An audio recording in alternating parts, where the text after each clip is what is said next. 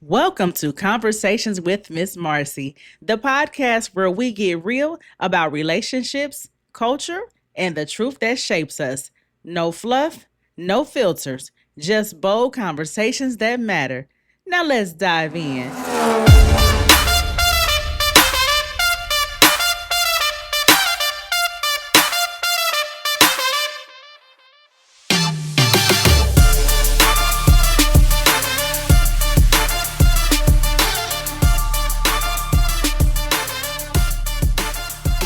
Hey, everybody. Welcome to another episode of Conversations with Miss Marcy. I am Miss Marcy. Thank you so much for tuning in. If this is your first time listening, thank you so much. Thank you and welcome. And thanks for stopping through. And to my consistent listeners who've been with me, who've been rocking with me forever, thank you so much. I really do appreciate you. I see my listenership going up and it just makes me so happy. I'm just like, yes. I'm like, y'all love me. And it means so much to me because I feel like our time is precious and everybody's time is precious and valuable. And to know that you guys spend time listening to me and what I have to say on my podcast, it really does make me feel good. And I'll be looking at the comments and stuff like that. And I really do appreciate that. So thank you all. Thank you so much for that. And don't forget to subscribe to this podcast, whether it be on Podbean, iHeart, or Spotify, or Google, or Apple. Just subscribe so that way you can be notified of when a new episode drops. And don't forget to share this podcast, with your mama and them, your baby daddy and them, or whoever in them. Share this podcast, y'all. So, anyway, we are in a new freaking year. Happy New Year! Yes. Yes, we are in 2026, baby. So, my thing is this though. 2026 is starting off kind of, it's a lot going on, y'all. It's a lot going on. But it's okay. We're in the new year. We want to look forward to great things happening. And that's what we want to focus on. And I told y'all before, I don't do New Year's resolutions. And I don't knock anybody that does. I don't. But I just don't do them because I do feel like every day is an opportunity. Every time you wake up, it's an opportunity to be a new you, better version of you, or do things differently and to reflect on things. And I really do feel like what helps you to be a better version of yourself is self-reflection and honesty about yourself. So for me, that's the route I go whenever I, want to change some things. I just think long and hard, like, why do I do this? Why do I do that?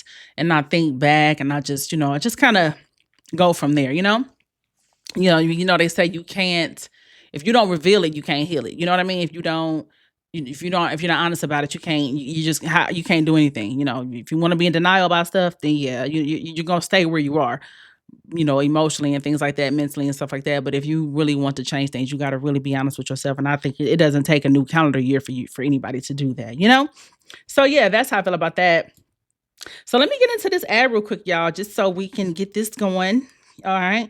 So, all right, y'all, real quick, I want to give a shout out to Trayvon Martin over at American Income Life Insurance. If you're here in Ohio and thinking about protecting your family, Trayvon makes it super easy and personal. And here's something I love. They've got the Legacy Head Start program. It's really affordable and it's all about giving your kids a head start in life. We all want the best for our children, right? Absolutely. So why not give them a little boost for their future? I also want to mention the Child Safe Kits, which are absolutely free. These kits offer peace of mind for parents in case of an emergency or if your child goes missing. Having all of their critical information in one place helps law enforcement respond faster and more effectively. Also, the Child Safe Kits provides a centralized location for personal info, physical descriptors, and fingerprints, which are crucial for creating Amber Alerts or sharing with authorities. If you are in Ohio and you are serious about protecting your family, you can reach out to Trayvon at 937-430-9044 or reach him on his email at Trey Martin, that's TRE Martin 32 at gmail.com. Just tell him Conversations with Miss Marcy sent you and get your family's future protected today. Yes. All right. Let me get into this mental health check-in. I feel good. I feel very authentic. I told myself that what I will start doing, and again, this still that doesn't have anything to do with the new year. I told myself, and I posted this, I said, I posted it on my TikTok and my Facebook, my Miss Marcy Facebook page. I said basically that I want to just I'm in a space where I wanna be authentic with myself, period. I just wanna be authentic with myself, and if that means, you know, I gotta shake the tables a little bit, oh, well, so be it. I said, "I'm at a place in my life where I'm deciding to be more authentic to my own feelings. Meaning, if something doesn't sit right with me, I'm calling that shit out. No more worrying about shaking the table or being too outspoken." Yeah, and I mean that. I mean that. But I also wanted to share this too with y'all too. Gratitude shifts everything. Be thankful for the progress you've made, the lessons you've learned, and the fact that today is a new opportunity. Rather than judging yourself on where you feel you are supposed to be in life. Those are two things that I just read to y'all that I have been working on and just dealing with. I like I said, I at one point, and I'm a Sagittarius, y'all, so it's not hard for me to speak my mind and tell it how I feel it. You feel me? But at one point, I felt like I was rubbing a lot of people the wrong way. And I mean I mean, I was younger, of course, so I wasn't as seasoned and as polished or as emotionally mature about things. And so I didn't give a fuck. I would just say things the way I thought it. Never meant any harm though. So when I started to realize how I was affecting other people, because you have to come to a place in life where you have to have self-awareness, where you understand and you are aware of how your actions or how your words are affecting others or how you're coming across to other people. And I didn't get to learn that without truthful and honest friendships, friends who would just call me out on shit like, hey, and I appreciate that. And most of my friends are people that I've known for a super, super long time. Like I'm talking 10 years or better. So they're pretty much more like family. And you need that. You need people that's gonna be honest with you and call you out on your shit. So without that, I wouldn't have been able to, reflect and be honest with myself. Like, damn, maybe I am rubbing people wrong. Maybe I could keep certain things to myself, or maybe. So within doing that, though, I got to a point where I started to be in a little too fucking quiet, to where I was letting bullshit ride and letting people say shit to me that, I felt like, well, hold on.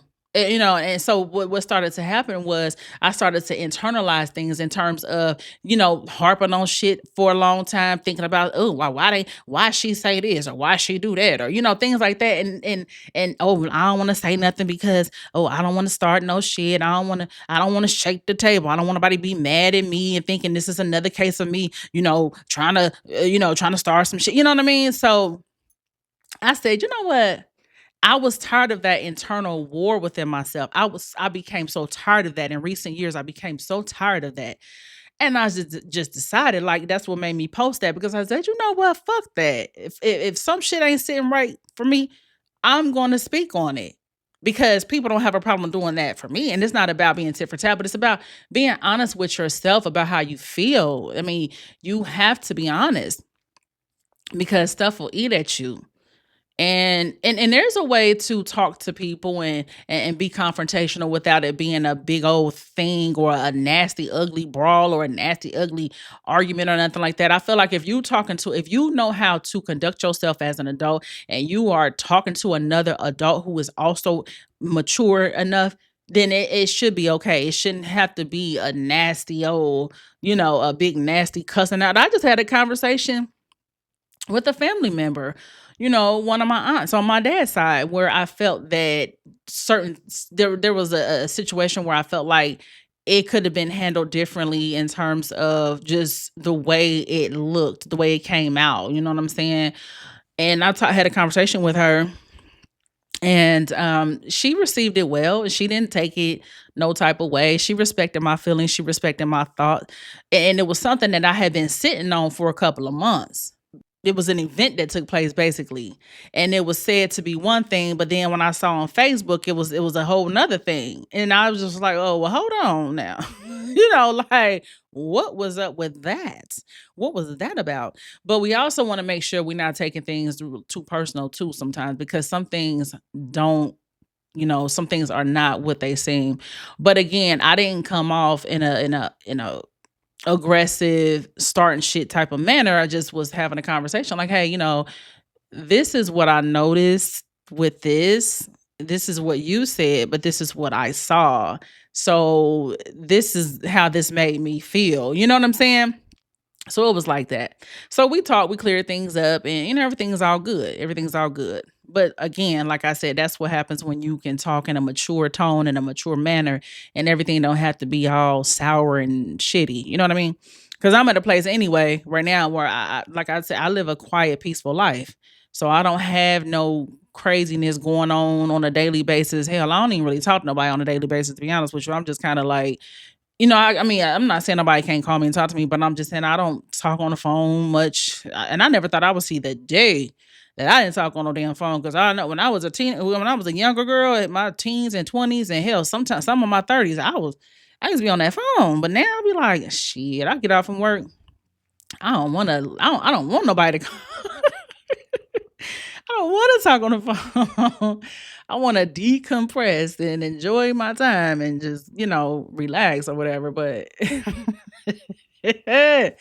for real. But yeah, so yeah, it's just nice to have your little space and peace and quiet. I know this was my mental check-in, but honey, I done went off into some other shit. Okay. Let me show y'all something. Speaking of peace and peace of mind, this guy on TikTok posted this video, and it was so fucking true, and it was so honest, and it was so funny. And I just gotta share this with y'all.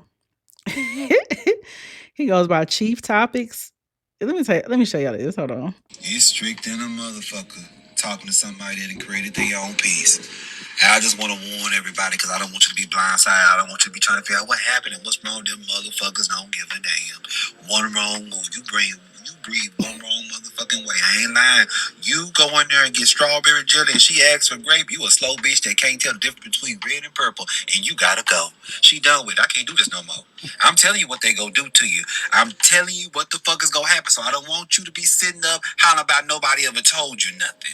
Because you get in there thinking you could do what you want to do, thinking you could bend the rules, sit up and try to play the system, steal time, all kinds of shit. Y'all have motherfuckers do. I'm telling you. Yeah, it's gonna get caught up. You'll end up back on the streets, on the curb, outside, looking for a better way. And ain't nobody gonna be out there looking for your ass, because everybody else is somewhere following the rules, staying in the motherfucking place they supposed to be in, because ain't nobody got time to be sitting up starting over and over. When I tell y'all, ah, he ain't lying. He ain't lying. He ain't lying, y'all. I'm telling y'all. Oh my gosh, for real, he ain't lying. Oh my god, he not fucking lying about that. I met a guy. Talked to this guy a few times, and in conversation that I could tell we had two different communication styles, right? And that's where it started with me anyway. I'm a conversationalist. Obviously, hello, conversations with Miss Marcy. Yeah. But, obviously I'm a conversationalist, and I appreciate good conversation. I appreciate conversation that just have a natural flow. Well, when I would talk to this guy, it just seemed like, and this was a very short-lived situation, child. And I mean, when I would talk to him and we would talk, and it was just like we could not have one conversation. We've only had a few conversations at that, but we could not get through a conversation without there being a moment of irritation. It seemed like he would get irritated and his voice would escalate. And it could be simple shit we would be talking about. Like, oh, I'm talking about simple as fuck. Like, it could be something general, like, oh, uh I like blue, you like red, and he might say, well, I don't want to talk about this no more, and then I'd be like, huh? And he'd be like, baby, let's move on to another topic, let's move on, and I'd be like, what the fuck, what? And I was just missing it. Like, am I missing something here? It was almost like he created a drama within the conversation that wasn't even there, as if he was getting irritated because we stayed on a topic for too long for his liking, and he needed to move. We needed to move the fuck on. And I knew right there. I said, me and this motherfucker ain't gonna work because it felt chaotic talking to him at times. First of all, I don't like a motherfucker that gotta yell and raise their voice. Mm-mm. You ain't gotta talk to me like that. I'm not your fucking child. And then second of all, you are trying to control how long we stay on the topic, which is a general topic at that. I was telling my hairstylist about it. She was like, ugh. She was like, ugh. And I'm laughing because that's the same thing I was thinking when I would talk to him. I'd be like, ugh. Ah. Oh my gosh. And making so bad. He's not even a bad looking guy. The guy is actually nice looking. But baby, when it come to your peace and your peace of mind, you don't give a fuck how nice looking somebody is. You don't care. Okay. They got to go. That's why I laughed so hard when I saw that TikTok video. I'm like, he ain't fucking lying. And it could be, I'm for real. When I tell y'all, it was the simplest shit. You'll be like, who gets mad over something like that? Like he did it one too many times in the conversation. And I was just like, it just turned me off so bad. He did it one too many times in multiple conversations we would have. Oh, I don't want to talk about that no more. Enough of that. Enough. Even when he would be talking, he like if he if he would be talking about his job or whatever, you talk to somebody, oh, how was your day? How was your day? Okay, and then he would start talking about his job and stuff, and then he would go on down, he'd go into a whole rant or whatever. And then he'll just be talking, and I'll be listening, and I would actually be interested in what he's talking about. And he just was talking. Oh, okay, well that's enough of that. That's enough of that. And I might think to myself, damn, I wanted you to finish because I wanted to finish hearing it.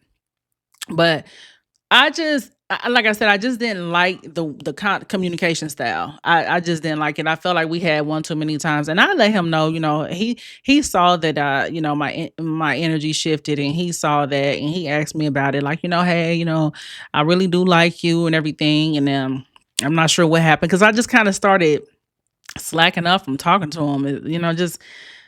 I wasn't feeling it. And like I said, this was very short lived, only for about what, 3 weeks. So within that time, I just knew. I'm like, nah, this ain't gonna work. I can't. I don't want to come get off from work and talk to a person who, I mean, because I barely want to talk on the phone anyway. But I definitely damn sure don't want to talk to somebody who, where when we're talking, we can't have a conversation without there being a moment of you getting upset, and your voice is escalating. Just like one day we were talking, and he had this thing where he felt like I was over explaining stuff, where if I was telling him something he already knew, and oh my, it's almost like his voice just irritated the fuck out of me. Like, he'd be like, I know,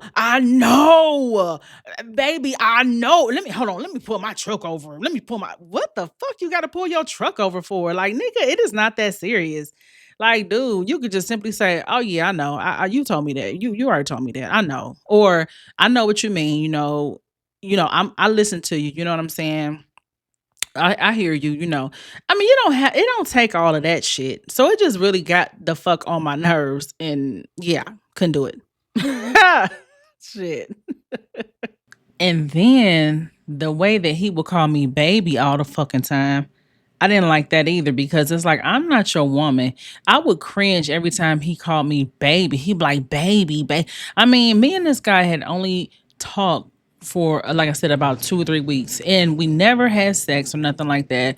Never, you know what I'm saying? And then he was already like making plans for me to start spending the night at his house and being at his house all the time. Like, he was just moving too fast, doing too much too soon, and it was turning me off. It really was. And like I said, the whole chaotic conversation factor, that was a big part to me. And that may sound small to other people, but that was big for me because I'm like, I don't want to talk to somebody like that. If I'm gonna be in a relationship with somebody, we're gonna talk all the time, and I don't want to talk to somebody all the time who talks like that, who is very fucking chaotic in the way that they talk. So I just knew, and I'm like, I don't want to give him none. Like, and like I said, he was a nice looking guy, but when it come to your piece, mm-mm. And then it was just the whole situation that he created about breakfast. He wanted to make me breakfast one day because I love breakfast food. Well, when you talk to somebody, tell them things you like, and I mentioned that I really like breakfast. In one of our conversations, we had talked about that, and so he sent me an invite. Well, first he sent me a text, and he said, "Hey, if I invited you over for breakfast, what would you want on the menu?" And I told him like, "Oh, maybe like French toast or waffles and some turkey bacon or some turkey sausage, some mimosa and things like that." And so he, like some hours later, he sent me this invite. He used that little punch bowl invite thing. It was so cute. Sent me this invite for breakfast, and it was at his house or whatever. I thought it was so cute. Like, oh my gosh, that's so cute. And so I'm like, okay, cool. And what I didn't like, and this was another thing that turned me off. So what I didn't like was he okay, so the day before we were supposed to have the breakfast or whatever, he asked me, he said, "So are you gonna be staying over at my house? Are you gonna stay, after breakfast, or are you just gonna have breakfast and then you're gonna leave? Like, do you have other plans for that day?" And I said, "Oh yeah, I actually do have plans for the later on of that day. Because later on that day I do have plans because one of my good girlfriends is her birthday and we're going to do something. We're going to celebrate. But that probably won't be until later in the evening, maybe 5 or 6 or something like that." And he tells me, "Well, if that's the case, I think we should cancel breakfast because I don't want you to come to my house and eat and then leave like a real restaurant. And I want to spend uninterrupted time with you. So if you're going to be hanging out with your friends even later on that day, then we might as well cancel and just do it another day." I didn't like that. I did not like that because I felt like, you know, we had gone out a few times and but then this one time, this particular, weekend, I'm wanting to spend time with my friends because it's my friend's birthday. You want to cancel the fucking breakfast? You invited me to breakfast. There was no guarantee that I needed to spend the whole fucking day with you. And who the fuck said I even wanted to spend that kind of time with you? I mean, not trying to be funny, but I just met you. And I mean, he was doing stuff like he went and bought all this food. He was preparing his house for me to be over there all the time, stocked up on my favorite drinks, bought all this damn food for breakfast and shit. And I'm like, he buying shit as if I'm about to move in. And then he bought me a pair of slippers. They were some cute slippers too, some little house shoes that he told me he only wanted me to wear at his house. So he wanted to have them for when I come over. Like I said, the gestures were cool, but I think it would have been better if we were already like if we were involved, we were sleeping together, if we know, I don't know. It rubbed me wrong. Like I'm like, we're not even nigga, we can't even get past a conversation without you getting irritated or like I'm like, we damn sure ain't ready to be hitting the bed yet. Like what the fuck? I'm not doing that shit with your ass. And then, like I said, the whole him just calling me baby all the time, it just ugh. I think that I think he did like me and everything, but like I said, I think he was doing what you call he was assigning roles that I hadn't even consented to. You know what I'm saying? Like he's already low key trying to claim me, trying to act like we're in a relationship, and I'm like, mm. It just turned me off. It just turned me off really bad. And I was just like, ugh, I didn't like it. So yeah, I just didn't like the situation no more. So I ended up telling him like, it's not gonna work. So ooh, and I felt so peaceful like when I let him know, like, hey, I can't do it. So anyway, what did you guys do for New Year's? How was your New Year's? So what I did, honey, I sat home and I chilled and I got some takeout food and I watched the ball drop on television and that's what I did. And I so enjoyed that shit. And it was cold as fuck that night on New Year's Eve. It was so freaking cold that it didn't make no sense. You know? It didn't make no sense. So that's another reason why it's kind of weird that the weather has been kind of warm these past few days. It's like I'm talking about warm, like you can go outside with no coat on warm. It was like that what a few days ago. Today is Saturday. So it was, I think, like last Wednesday or something like that. I was like, oh my gosh. My coworker was saying, we were talking about it, and he said he went out and walked his dog and everything. And he was like, I said, damn, it was like enjoyable, but at the same time, you couldn't help be a little nervous about this. This is Ohio. We don't have this kind of weather in January. Shit. No, you know. So but I did appreciate it though. Then today was really rainy. You'll be surprised at how many people be still out when it's raining.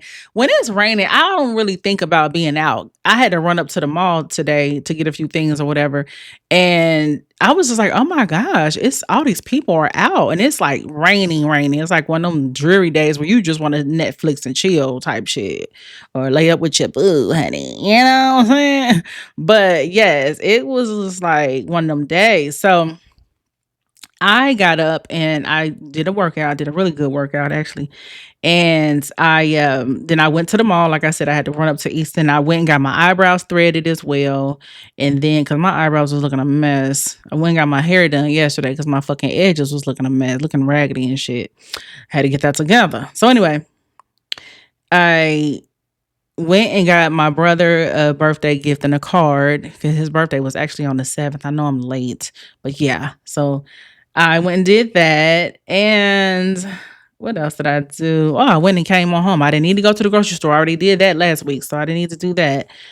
So yeah, I came on home and after I get off of here, I'm going to finish watching this movie on Lifetime, Seven Deadly Sins. I'm going to finish watching that actually. Oh, speaking of movies, y'all.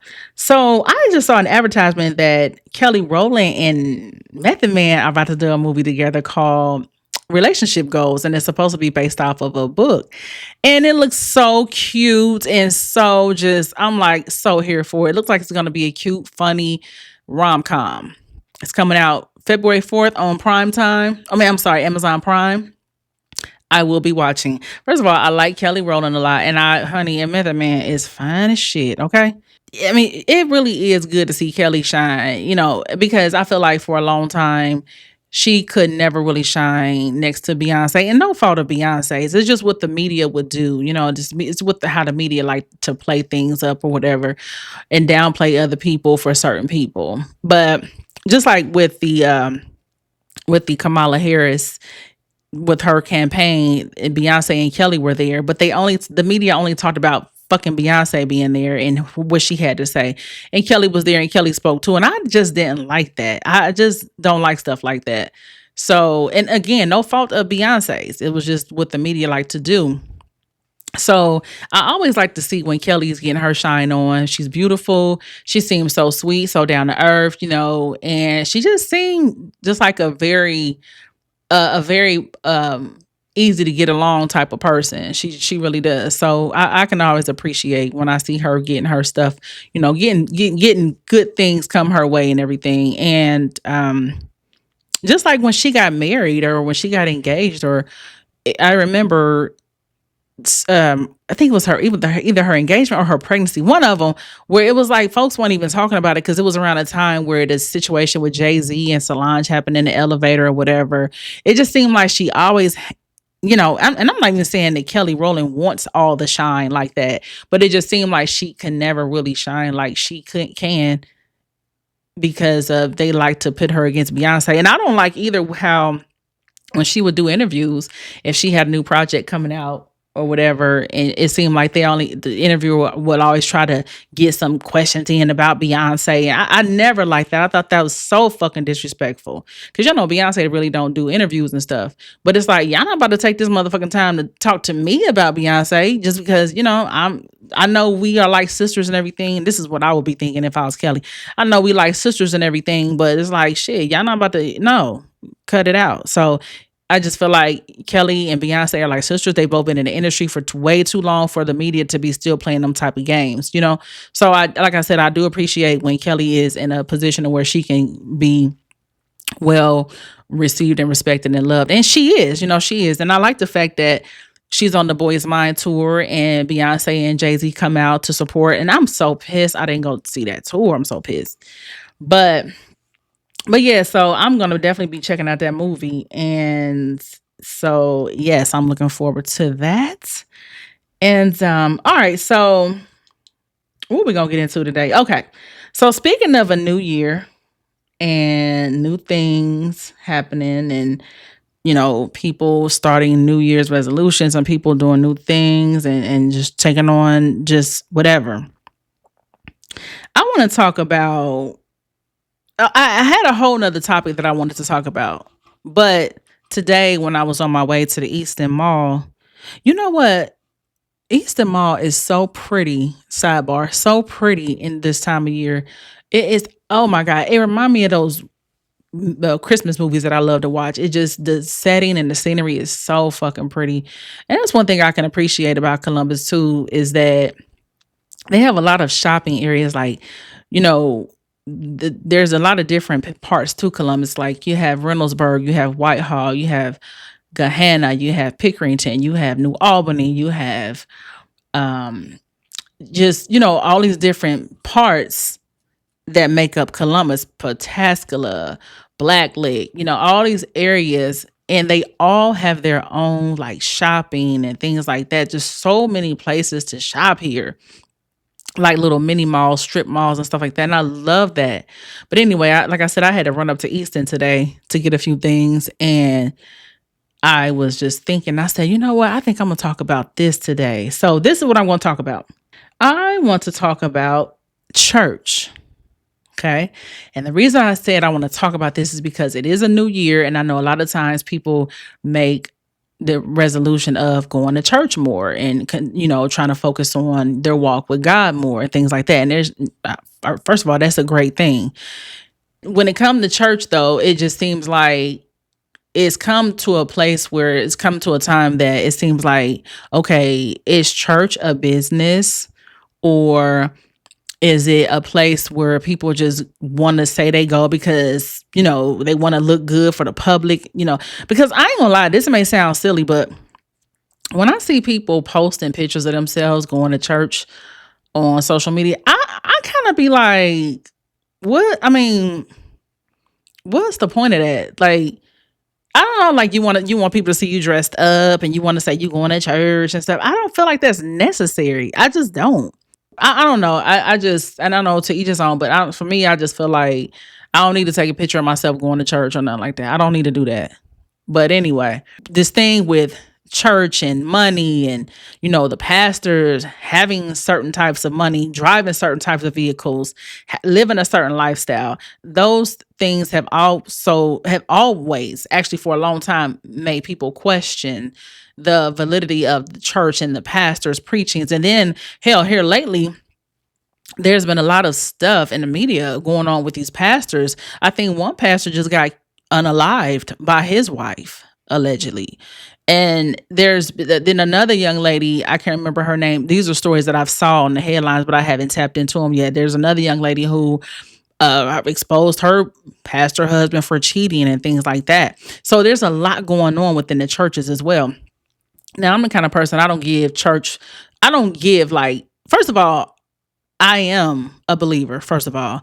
And I always say I'm more of a spiritual than religious. So for me, I don't give people in the church too much credit anyway. I always feel like, I don't think just because people go to church that they are above, certain behaviors or anything, because I mean, that's just not what it is. And I'm not gonna lie, I found that when you do go to church a lot, you start to see the ugliness in people. Not all, but because there are some people who truly are there to worship God, and they are truly there to fellowship, and they truly do, want to. They're truly serious about walking their walk. But there's some people who are there to show off, or to just meet people and, try to go to bed with them and stuff like that. I'm just being honest. Or to show off their outfits on Sundays and shit, or things like that. There are some people who are just not there for the right reasons. They're not. So you got a lot of that going on. But like I said, I do know that there's a lot of things that are questioned about, the church. Then you got some people who go to churches and they've been going to the same church for like years, and they love their church. They love their pastor. They love the energy that they feel. I feel like if your spirit is getting fed, then that's really what matters. It's not about it's not even about the pastor, to be honest with you, because I know pastors are people. They're people, and they are flawed, but they are a vessel that the Lord is using to deliver the message and the word and everything. So that's why I hate too when people get hung up on trying to be in good, trying to be friends with the pastor and stuff, and trying to be friends with the pastor's children and trying to just have so much favor with the pastor. I feel like that's kind of idolizing the pastor, and I don't feel like a pastor should be idolized. I do understand that a pastor is held to certain standards because he is a pastor, but at the same time, I don't feel like nobody should idolize a pastor because he's still a human being as a person. So another thing that made me want to talk about this was I saw on a recent episode of Kirk Franklin's uh Den of Kings episode that he does. I think it's a podcast. I guess that's what you could call it, a podcast, where it was an episode where T.I. was on there. It was T.I., Jacquees, and some other people. Now, I didn't finish the whole episode, but I did want to talk about what T.I. had to say, because I also posted this on my Miss Marcy Facebook page, where T.I. shared his point of view and his true thoughts on church. So we're going to take a listen, and then I'm going to come back and finish talking to y'all about my thoughts. I've never been like a church person. You know what I'm saying? I grew up in a house with a strong, praying, tambourine bumping grandmama. You know what I'm saying? My auntie, strong, very, very strong in prayer. So I know how to pray, and I know the word. You know what I'm saying? I know God is real, and I've seen the presence in the hand that He's had in my life personally. Don't nobody ain't got to tell me that. But I just ain't never felt the connection with church. Why? Man, I just don't know. It just ain't. To be honest with you, I don't think it real. You know what I'm saying? I think that it's a business just like anything else, and it's a show just like anything else. You know what I mean? Just like you go to Broadway, you see a show. I feel like it's just like somebody standing up and public speaking, just like you get like a TED talk. And a lot of times they be putting a lot of cap on it. And when I say cap, I'm saying cap in their action. The word is the word, but sometimes they try and twist the word, make the word mean something, that will be personally benefiting to them, and not necessarily what the word mean, as its purpose. And that to me, because if you think about it, only times when you read the word, anybody know the word, and you study the life of Jesus Christ, the only time you really saw Jesus Christ lose his temper was in the church.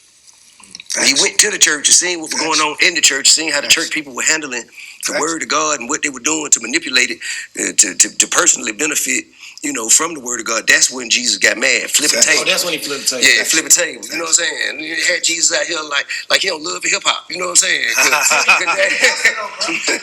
You know what I mean? But that's why. Cause I connect with the word, like the true word, the spirit. I don't need no broker. I don't need no middleman. I don't need nobody to get my word. I done heard a preacher. I done been to church before, and the preacher say, "Come on, y'all, put into the collection plate, dig deeper, get your prayers past the ceiling." I say, hold up, wait a minute. Y'all telling me I got to pay this joker? You know what I'm saying? For my God to hear my prayer. Man, I'm out of here. You know what I'm saying? No, that's unfortunate. Like that. Those moments are unfortunate. I mean, they are, and I'm not, and I don't put that. I don't put that on the entire, because I think for the most part, there are people who are strong, church going, God fearing people that go to church with the intention of serving and praising God. Yes. However, I think there's some leadership. There's enough people in enough positions that understand that there is ways to manipulate this word to personally benefit. Man, thank you for sharing that with us. You dig what I'm saying? Thank you. And, just like, there are good churches. Yeah. I think I listen to good churches. But I mean, like I said before, I look at preachers. Preachers are human beings. I don't expect perfection from. I done sold crack to preachers. I done sold dope to preachers. I done had drinks with preachers. I done gambled with preachers. You know what I'm saying? But that don't mean they did. I've learned the word also in my exchange. You know what I'm saying? But if we have more time, if I can get some more water, it's because. See, all right, so that was, he was being honest. He was being totally honest. And so when I saw that, I added my little 2 cents, like, hold up, wait a minute, let me put my 2 cent in it. So I posted this on my Facebook page, and I'm gonna read it to y'all what I had to say. So I said, so when I listened to what T.I. said on Den of Kings podcast, I couldn't help but feel like he was speaking for me. When it comes to church, I don't have anything against going. However, I do recall certain moments that made me feel exactly the way T.I. said that he felt. I even remember in 2014 visiting a local church here in Columbus, Ohio, where Bishop T.D. Jakes was speaking. He actually visits this particular church often. The church is called Higher Ground.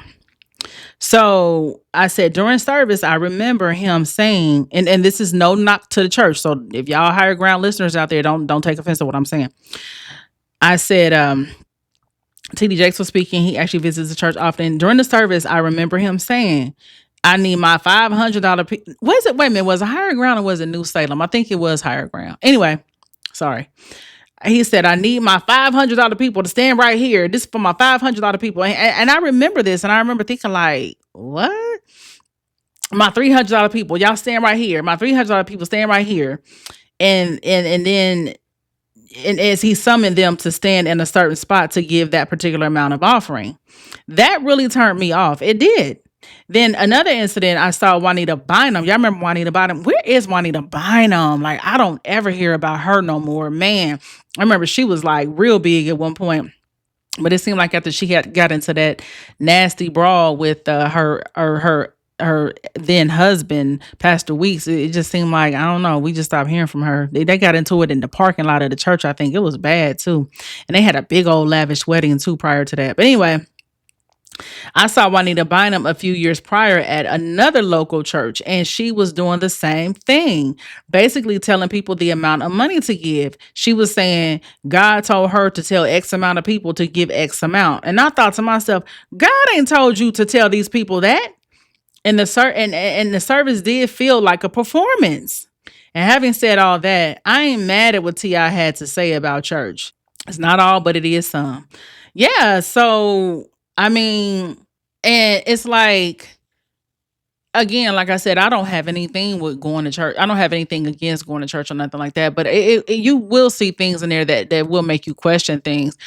Like, people be cliquey. It seemed like people be respecter of persons, like I talked about with the pastors and the pastor's children and things like that. People want to be able to say they're friends. It's almost like people treat the pastor like they celebrities.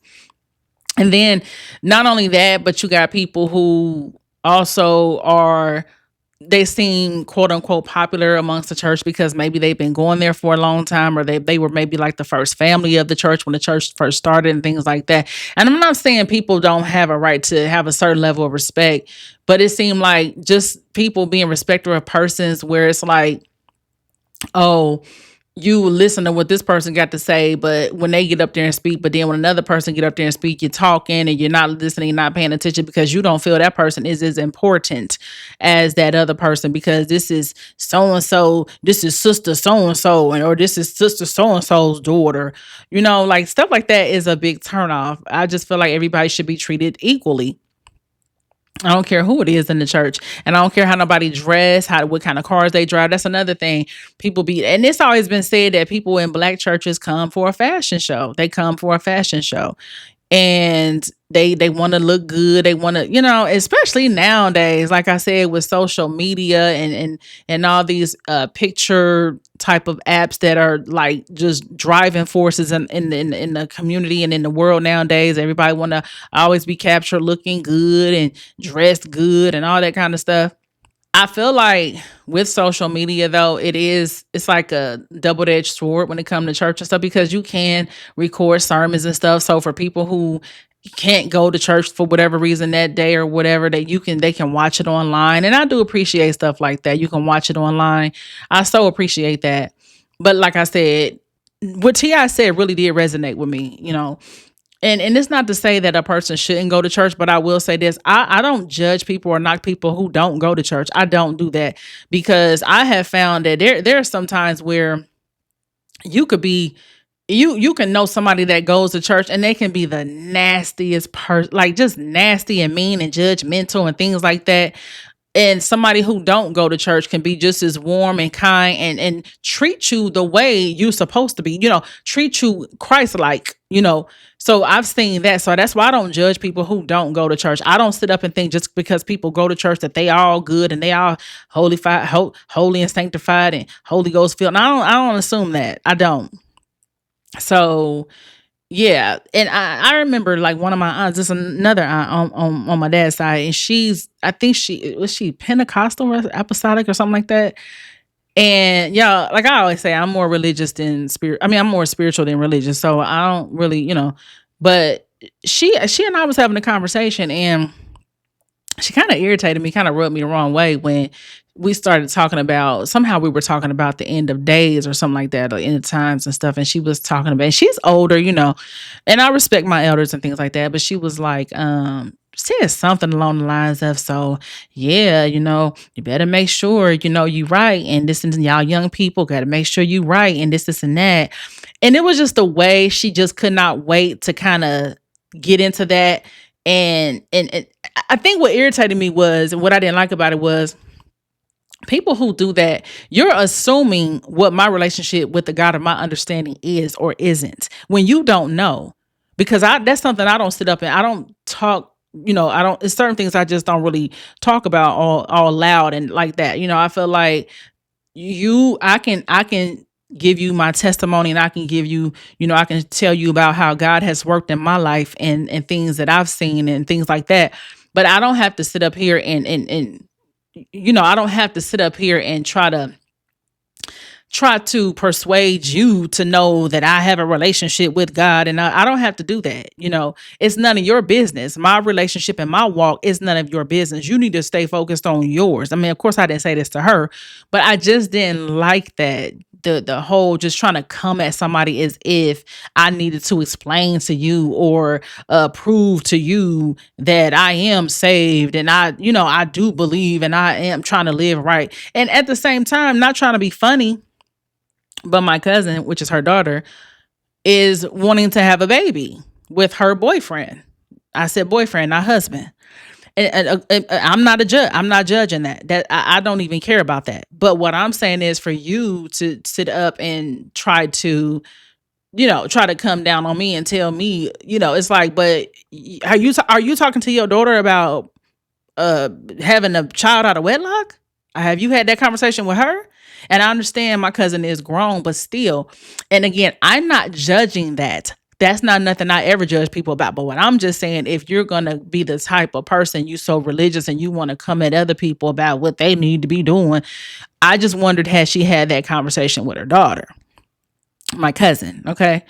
So, and I didn't ask her that because I would have really ruffled some feathers. And now, again, I know I said that I'm at a place and I'm not giving a fuck about ruffling feathers, but at the same time, I want to be respectful too. Now, if the conversation had, kept going and she would have really got under my skin even more, I probably would have brought that up. Like, well, hold on now. Shit. So, but yeah, people, I don't know, people need to watch it. So, what have some of you guys' experiences been in the church? And I know that some people have had their feelings hurt within the church. Some people have left churches and moved to different, went to different churches. And then I feel like there is no perfect church because there is no perfect people. People are not perfect. But I do like churches that just really focus on the word, and that's it. Like I remember visiting a few churches in the past. There was this one church, and it was predominantly white, actually, predominantly white church, but it was still some diversity there, but it was predominantly white. And I so enjoyed going. I went a couple of times, and it just seemed like they went in, they came dressed casually. Wasn't about no it wasn't no fancy dressing. It was just casual dressing. They went in, they did their praise and worship. The word was given, and they went home. It wasn't all that extra stuff, but I appreciated that. So yeah, but there's a lot that do go on in the churches and stuff, and I do think that sometimes some people do give religion and they do give church folks a bad name. They do. They really do. They do. And not all, but a lot. But when it comes down to the whole business factor, I do believe church is kind of somewhat of a business, but that doesn't mean that we can't respect church and we can't respect the meaning of what church is supposed to be. I'm not saying that at all. But I do feel like church is a business because I mean it has to stay afloat. So they have to have money and they have to. But I will say that it's always been a question of why some of these pastors be living like they living up high on the hog. I mean, driving fancy cars and having yachts and just having all this luxury lifestyle. I remember at one point TD Jakes, Joyce Meyer, Creflo Dollar, they were all being investigated because of the things that the luxurious lifestyle that they were living. It was like, well, hold on. And I noticed, I don't know. It seemed like Creflo Dollar done piped down a lot. I remember he was under scrutiny for wanting his members to get him a jet and stuff like that, like a private jet. Like what? But yeah, and I do appreciate what Kirk Franklin is doing with the whole King of Den of Kings. It reminds me of the Shy when they would have their space on there where the men would go and talk and fellowship and just it was just a safe space for the men to come together and congregate and be vulnerable and just hold each other accountable and things like that, or just to be talking about things. And because I think men need that, women have that, but men don't have enough of that. So I do appreciate that. And like I said, it reminded me of the Shy because I know the Shy, they had that on there and I actually liked it when I saw that on there too. It's not about bashing church or anything like that. Like I said, I'm not against going to church or nothing like that, but I do see what Ti was talking about. And when I saw that with Juanita Bynum and TD Jakes, I know with Juanita Bynum, I end up leaving like, oh, girl, mm-mm. And I get it if they're needing the money to have their trip paid for. I don't know, but it still comes across as kind of like disingenuous for a pastor to be requesting certain types of money. And I feel like you should let people give what they can give. I mean, who said they even had the money? And here's another thing. I feel like it can be used as a scare tactic. Like if the pastor standing there telling you, "Hey, I need you to give this amount. I need you to give X amount. We need this amount." Then you got people who I'm gonna say they might be babies in Christ, meaning they just coming into their walk. They're new to it because a lot of times the new Christians, man, they'll give up their whole paycheck. I mean, if the God of your understanding is telling you to do that, okay, that's fine. Be obedient, of course. But I'm saying sometimes I think that new Christians they they fall into this thing, especially with I'm sorry, with super religious spaces. They fall into this thing where they feel like they have to do everything the pastor tells them to do, and it's like the pastor is not God. The pastor is not God. So they'll sit up and they'll give and I'm telling you, I had a family member that did this. Like they will give to where they don't have nothing. And I'm talking about they'll give and give and give. They done gave all their money to the church and they don't have money to go get food. It's just like, I don't think that I can't say what God is telling somebody I can't do that. But I do feel like sometimes, like I said, sometimes there is like a bit of a scare tactic there. Like, well, the pastor said I need to do this, so they're thinking now, oh, if I don't do it, that they said I'm gonna burn in hell, things like that. And it's like I don't agree with that. I don't agree with that. Mm-mm, mm-mm. So yeah, when it comes to the money aspect, I just think that you shouldn't try to tell nobody what they need to be given. You not know X amount, like no, you don't know what that person has or don't have, and maybe they don't have anything to give. My goodness, maybe they don't. So, and I don't think people should be made to feel bad because they can't give a certain amount or they can't, no, I just don't agree with that. And passed the collection plate around like 50 times, like, oh my gosh, mm-mm.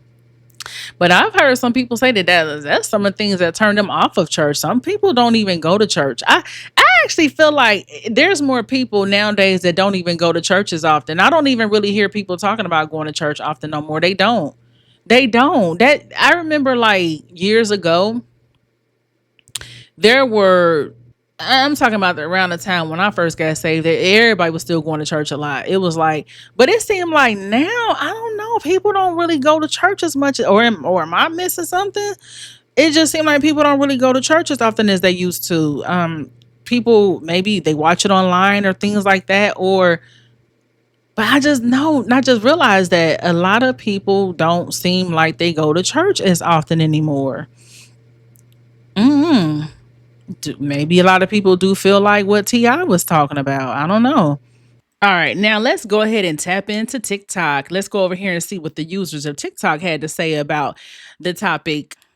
Christians, if your pastors were completely honest with you about how church works, you'd probably walk away. And that's exactly why they're not telling you the full truth. Pastors are trained not just in theology, but also in how to sell their church. It's a business.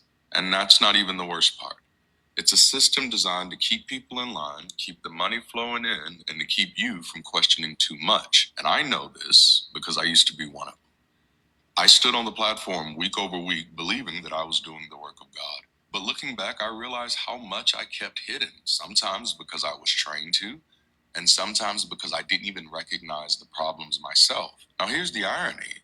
When I was ordained, I actually believed that we were about to fix the world, like we were Batman swooping in to save Gotham. But in reality, it turns out we were more like the Kardashians, busy brand building, thriving on drama, and selling delusions for ratings. So today, we're counting down the top 10 things pastors don't want you to know about church. And trust me, if churchgoers knew these things, a whole lot more pews would be empty. Let's get started. So, number 10, church is a business, not a ministry. Churches love to brand themselves as spiritual homes, places of worship where the focus is on faith, community, worship, and prayer. But behind the scenes, churches are structured more like businesses than sanctuaries. They rely on a steady stream of revenue, they market themselves, and they have clear financial incentives to grow their congregations. The moment money is involved, it stops being a simple place of worship and starts functioning like a corporation with tax exemptions. Pastors may not call themselves CEOs, but they manage their churches like CEOs, overseeing budgets, payroll, budget building expansions, and even marketing strategies to draw in new members. This isn't to say that every church is a money-hungry empire, but the reality is, without money, churches cannot operate. And that financial dependence shapes every decision they make, from the messages they preach to the programs they fund. Ever notice how the humble pastor's face is plastered on billboards, newsletters, and social media ads? I get asked a lot about how a person knows if their church has become a business. So, here are some signs if your church has become a business, all unfortunately based on personal experience. The biggest and most obvious, pastors function like CEOs, and sermons are closer to a motivational speech where success is gauged by how many people shout, "I receive," throughout the performance. The service. Additionally, sermon success is gauged on either how much money is raised or how many new folks attend the next week. And oh yeah, while I'm on that, often with CEO pastors, believe it or not, the sermon they preach, it's not even theirs. In other words, the pastor selects his sermon from a series that's provided for them, or they buy it online. That's a thing, you know. You know what these are? These are the websites you go online to buy sermons, and you just populate certain parts that are specific to your church. Wow. Oh yeah, and for franchise style churches, it's even worse.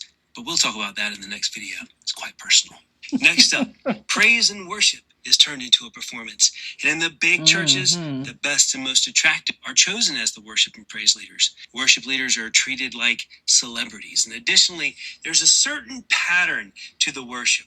There's a warm-up song, also called the gathering song, which is intended to bring people into the flow. This will usually be a song that everyone is familiar with. Your second song will be a mid-tempo song, maybe a newer song to try to pull people in even more.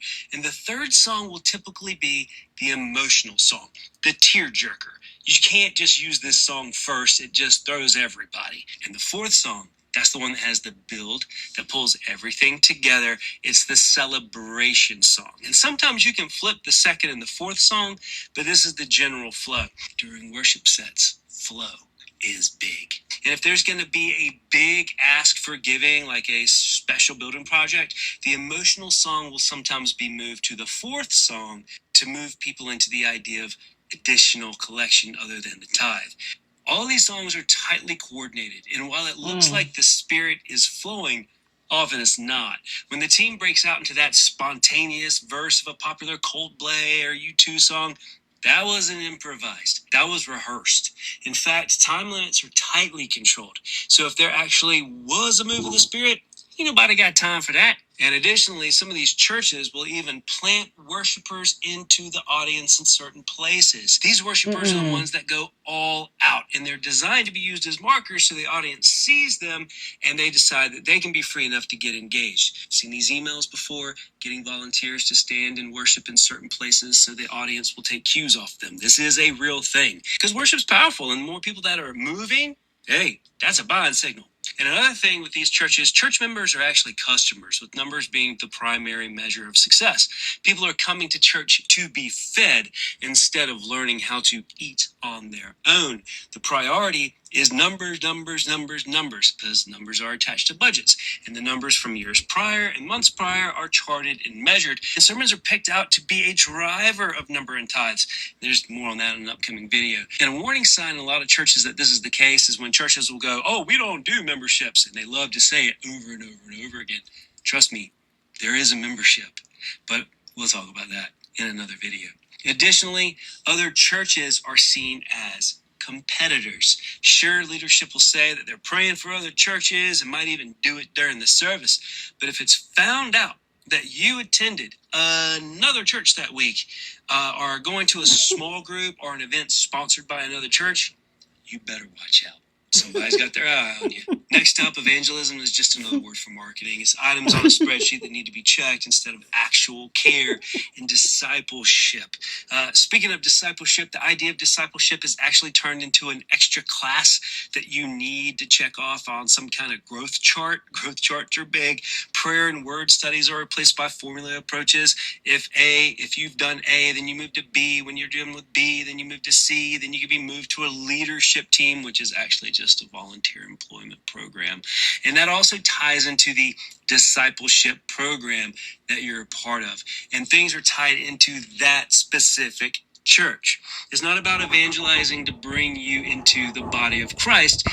You're being evangelized to bring you into that church body. Evangelism is great as long as it leads people to that church. It's really all about building the church's footprint and expanding their tent pegs, if you want to use Christianese to explain it, instead of actually building the kingdom of God. And church planting looks more like franchising with particular branding.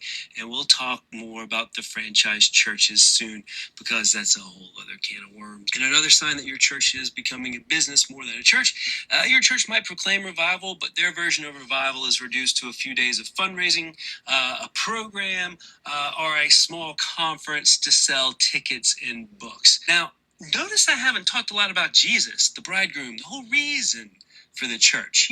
Our husband, the one that we're supposed to be linked to. Well, to churches that are a business, Jesus is a product designed to draw engagement. And there may be a ton of lip service about him, but truth is, that's pretty much all it is. It's a business. There's no real help for the poor unless there are photo opportunities. There's little to no direct community involvement unless there are media opportunities.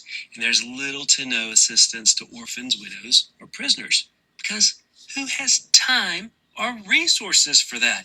After all, the church needs more subwoofers for their worship performances, and that costs money. Good thing the pastor found a sermon series online about Nehemiah rebuilding the walls of Jerusalem in order to draw a comparison to how the church needs that new speaker system to put up a wall of faith and a hedge of protection around their church. And that's the right sermon to use to convince people to give more.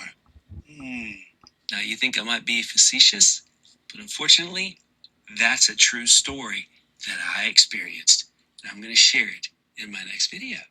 So, what are some other signs that you know of that demonstrate if a church has become a business more than You know, the bride of Christ. And additionally, will the real churches please stand up? The world needs you. God bless. Wow. Wow, wow, wow. Yeah, every Sunday the same thing. A show. Y'all ever notice how church today feel more like a business than a body?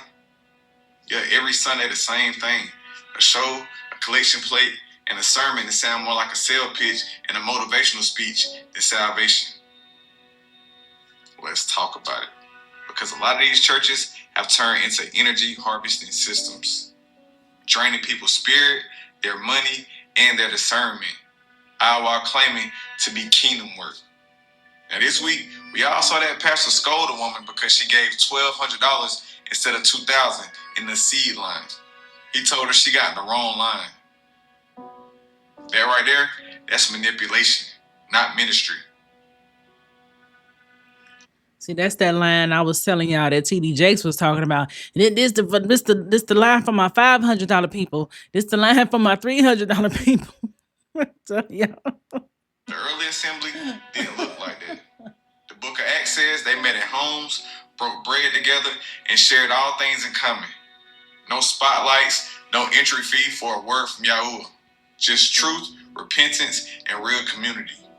Yahusha said, where 2 or 3 are gathered in my name, there I am in the midst of them.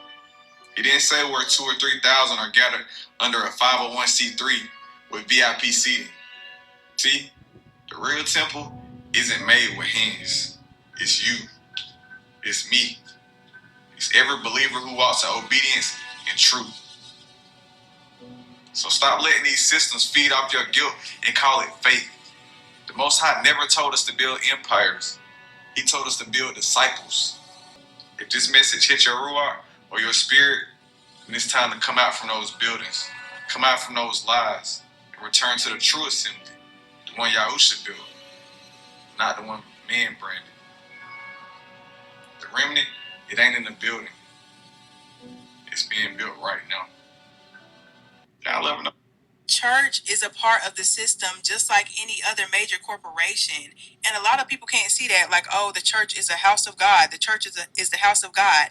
They knew your ass would be vulnerable to spiritual and psychological warfare, making you truly believe that if you denounce the church, if you truly question religion, then that meant some way you're being, I don't know the word, but you're going against your very own God if you question religion. You're going against your very own spirituality and heart if you question the church. The church is just like a Walmart, babes. They're both corporations. And it's like all these people are in church, you're giving their last dime, hoping for something back. The church is not an investment. Your tithe is not an investment. This is not stock.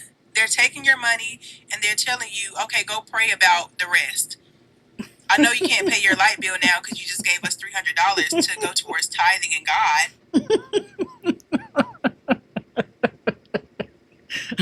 So- oh my gosh. And these are not all things that I believe. This is just what the people saying, okay? I mean, I do believe that there is a business aspect to church. Hell, there's a business aspect to marriage. For real. But now go pray about it. And we'll see you next Sunday with your last $10. Church is a part.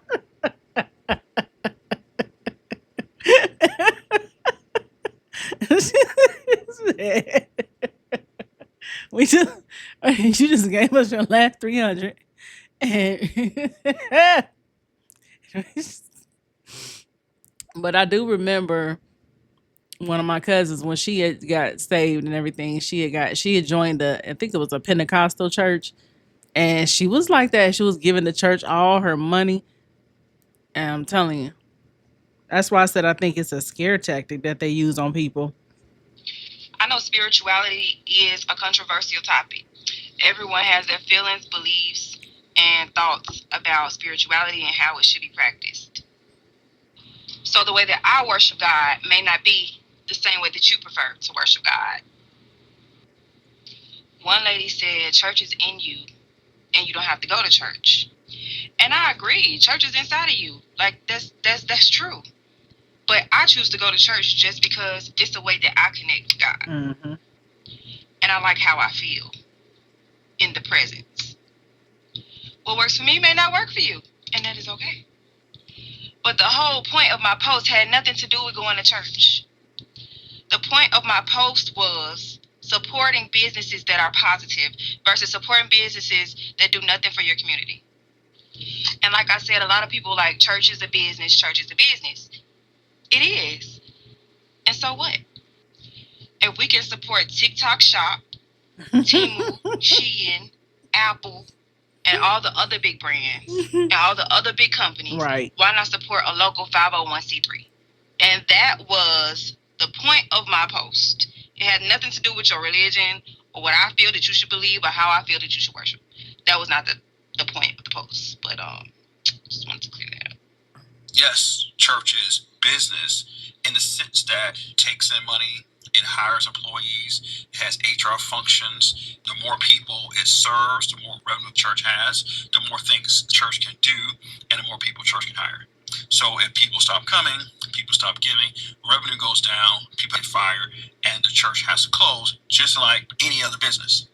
However, here's the thing. In the book of Acts, church was not actually designed to have to function like business. Church was designed to function more like family, people who were collectively getting together and serving each other. Church did have pastors. Pastors were compensated, but they didn't have these gigantic structures where you had to compensate the pastor, the secretarial team, the marketing team, church building funds. They had a very simple way of being church that did require a lot of finances. So because we are doing church in a way that we all want, children's ministries, youth services, we want to have these nice buildings, all these things we want, and these things we want cost a lot of money to maintain these things we want. And this is what makes church business. So I'm not saying it's bad. I'm just saying that when you want certain amenities, your church has to function like a business in order to deliver those amenities to you. People love saying church is a business. And I'ma support it. Y'all support everything else. Y'all support Louis, Gucci, who else? Them people ain't did nothing for you. Nothing for your community. They not trying to motivate you, uplift you. Oh, this the one girl. Nothing. But you support them. Why not support a non-profit that's positive? Why not support a non-profit that is doing something good or attempting to do something good? Why not support a non-profit that feeds the hungry, clothes the people who don't have clothes, gives out things to kids, as far as like school supplies when they don't have it? Why not support that? You tell me a business that's as positive as a church that you support. Exactly. So yes, church is a business. It's a non-profit, and I'ma support it. Especially mine, because I like my church. Right. And so I exist in an industry where a lot of people, you can become a millionaire off preaching Christ. Right. And so it can be a thing to navigate, to make decisions not by proxy or like fueled by money, but to make decisions fueled by faithfulness. Why do you think the church has turned into the business more than being ministry driven? We love money. We love control. We love power. We love security independent of faith. And it's easy to make money out here. You know what I'm saying? Like, I understand if you post this kind of reel, how much Meta gonna pay you. If you post this on YouTube, how many, and you place these types of ads here, how you can monetize that, what the honorarium rates are. Like, I live in that way, so I understand. I think we just have to love God more than money. We have to love God more than status. We have to love God more than security, because if we don't, we will use his gifts and steal his glory. And I just don't think that's going to be fun standing before him with that type of track record. $100,000 is nothing but $10 to Tyler Perry. All right? Let me say that again, baby. See, that's why I am no longer a part of the church. Because literally, they are playing in your face. It's been damn near 20 years since I paid a tithe and an offering. Let me tell you why. I remember when I was going through a little slow season as an entrepreneur in my business. Now, I've always paid tithes. I've been a part of 2 churches. All right? And when you're a part of a church, when you give your membership, you give your commitment to giving your tithes and your offerings and anything that pastor asks you. So all my motherfucking life, bitch, I've been paying tithes and offerings. Why she keep beating on But I her? got kind of slow one season of my life, and I needed about $356 to pay a light bill. And the church said to me, well, Sister Nikki, we need you to write a letter on why you got behind. And as I was writing that letter, I was in my 20s and I had a little baby. And as I was writing that letter, the Spirit said to me, as I was writing that letter, it was the divine saying to me, as I was writing that letter, I realized that had I withheld the bill money that I needed, let's be clear, and paid the motherfucking bill, let's be very clear, I wouldn't even need to ask nobody in the building for the motherfucking money. Let me tell you what I'm trying to tell you. Critical thinking skills will show you every motherfucking time. If you need money and you barely making it, you are giving to a man in his business, huh? While taking away from you paying for your bills and handling your business. Follow me, okay? She keep beating on her car window. Ooh, she was dramatic, honey. But yeah, she said, what she said made sense. She gave him her light bill money. And then when she asked for it, they asked her to write a letter of how she got behind. Child, I done heard stories about how the church told some people that they didn't tithe enough for them to help them. I done heard some stories, y'all. Mm-mm. But I can say that I remember being in a position where I was in need of, money. It was a long, long time ago. I'm talking about long, long time ago. And I was in church that day. I remember it was, and normally I'm the kind of person I don't like to share with anybody if I'm having financial difficulties and stuff like that. But y'all know when it comes to money, y'all, we all either up or we down. It's we could be either or, but we may not stay in either war for too long. But anyway, so this was a time I was down. I'm talking about years, like 2009, 2008, somewhere in there. And I remember being in church, and I remember I think they asked a question, and it was like me and some other people in the church, like they literally just gave us some money, and of course they divided it amongst me and like I think it was like 7 of us or something like that. And so I can't say like I haven't had, some good experiences when it comes to the church helping me out and things like that, and according to like, paying tithes and stuff like that. So I'm not sharing these messages with y'all from these people saying that I 100% agree with everything they're saying. These are just other people's opinions about the topic, because I mean, you're gonna have some people that's done had bad experiences with church, and then you have some people that have had good experiences. And it's just like Kirk Franklin was telling T.I.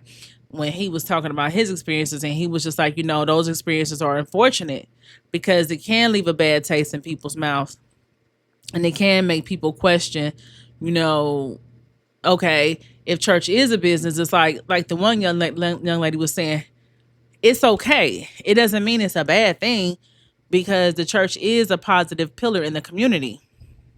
And like she made a good point when she said, hell, you're supporting Louis Vuitton, Gucci, and all them, and they ain't doing shit for you. You just rocking a label. So it's something. Here, I'm gonna play this last one. Our church is a business, whether y'all like it or not. If y'all don't tithe, the church cannot stay open. If you don't tithe, the lights cannot stay on. The music, y'all love the theatrics of church, but y'all don't want to tithe because y'all don't like to not know where y'all money going. You're literally sitting in it. Yeah, when you go into a church, that's your tithe money. When you're listening to that music and those instruments, that's the tithe money. The cameras, tithe money. The lights, the AC, the water in the bathroom, tithe money. When they be coming and bringing out waters and tents and the fans, tithe money. Y'all be like, oh, but if the pastor getting all this money, the pastor is doing his job. He went to school for a career and he's doing his job. I really hate when y'all get on the internet and always try to bash the church for asking for money. How else is the church going to survive if they don't pay their bills? They got bills just like us. And yes, churches do get splits and cuts and all of this stuff. But again, their bills go up just like our bills go up. And I just want to say that to y'all. I'm not trying to bash y'all, and I know that y'all probably don't necessarily understand that, but there is a lot that goes into keeping a church alive. We love to church. We love to be in the church to praise and worship, but we don't want to tithe. All right, y'all. So y'all heard what the people had to say about whether or not church is a business. Basically, it is a business, but we can respect the fact that it's a business. It's not about being turned off or being upset that, oh, it's a business. It's still church, but like the young lady said, how can they run and function without, you know, they have to still function just like anything else. So yeah. Yeah, no, this made me think about the episode of Martin. Remember when Reverend Lonnie Love was on there? It was basically played by David Allen Greer, and Martin found out his mom was giving the church all her money. So Martin and Tommy and them went down to the church to do some like investigation and stuff, and they found out that yes, she was in fact giving away all her money, and Reverend Lonnie Love was sitting up there fake healing people, faking. He was just faking, just taking his congregation's money. I remember Tommy said the pastor needed a new pair of shoes. I for a child. It's crazy. So that David Allen Greer, I tell you, he plays good in all his roles. I remember seeing him on Queen Sugar, and he played a bad guy. He plays a good old Southern bad guy so well. He played everything well. But that damn Reverend Lonnie Love, me and my mom still be watching Martin. Oh, it's such a classic. But yeah, that's like actually one of my favorite episodes too. She's Mama Payne she came jutting down that aisle, doing backflips and shit. He was fake healing people. It was so funny. But yeah, I definitely want to come on here and talk about this, especially with it being a new year. I know a lot of people do vow to go to church more and things like that. And again, if that's what a person needs in their life to help them be a better them, and just to follow in their walk, in their walk with Christ and everything, that's perfectly fine. I don't see nothing's wrong with church. Actually, I do want to visit a church in Dayton in my hometown. It is a church by my, well, I'm not going to call him my cousin, but he used to be married to my cousin, and he has his own church now, and it seems to be doing very well and everything. And I would like to go and visit just to support, him and everything. And I also, I love a good word. Honey, I still watch things and stuff online, and I love to get my spirit fed, because I mean, that's an absolute non-negotiable. Like, I have to get my spirit fed on a regular, so but I don't always feel like you have to be in church to do that. I just don't. Like I said, I don't judge people that don't go to church, and I try not to misjudge people that do go, because I'm gonna tell you, like I said, sometimes people can get little what they call it, self-righteous, honey, when they think they go to church all the time, and they think, oh yeah, they be a little self-righteous and turning their nose down to people that don't go to church and stuff like that.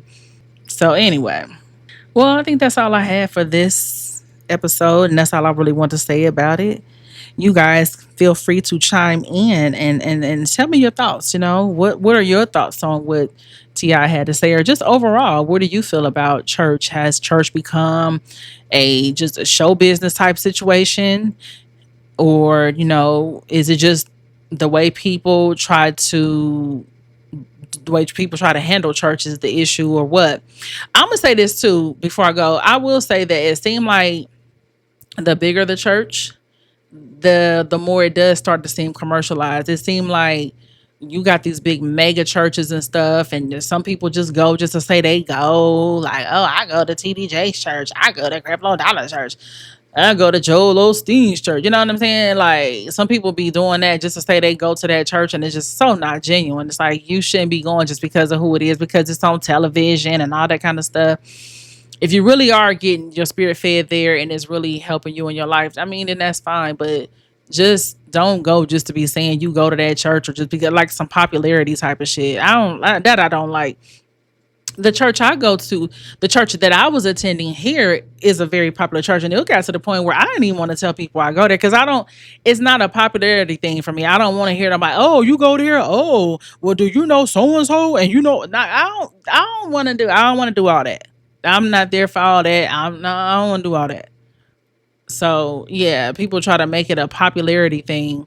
But I do feel like, yeah, the bigger the church, I do feel like you do come in contact with stuff like that more, because even when it's a smaller church, I don't know, it just seems more family based, like family. But then again, some people say that's not a good sign either, like when the church is small, because it's like maybe people are not, really growing there. But when it's a big church, they say that's a good sign, because that means people are really getting that word up in them. People really, their spirit is getting fed, and that's what's making people want to come. So I don't know. It's kind of a toss up a little bit.